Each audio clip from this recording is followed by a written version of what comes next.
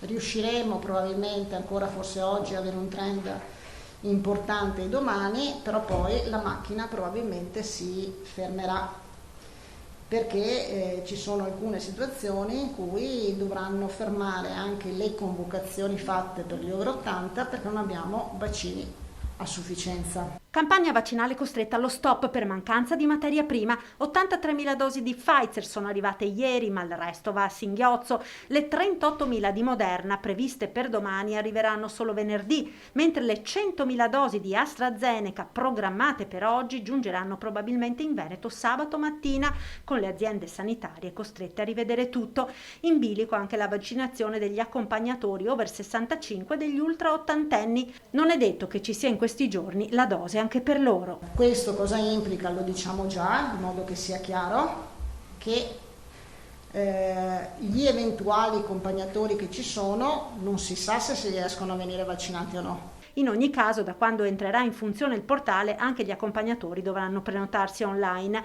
In questa fase si procederà con la vaccinazione degli over 80 non ancora immunizzati, i soggetti fragili, circa 200.000 in Veneto, e di disabili, 130.000 sulla base degli elenchi inviati alle USL dall'INPS.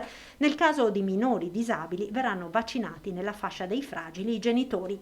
Intanto i medici di medicina generale in alcune USL hanno già cominciato a vaccinare i propri pazienti della fascia tra i 79 e i 70 anni, chi nelle medicine di gruppo, chi nei punti vaccinali. Intanto crescono contagi e ricoveri e gli ospedali sono sotto pressione.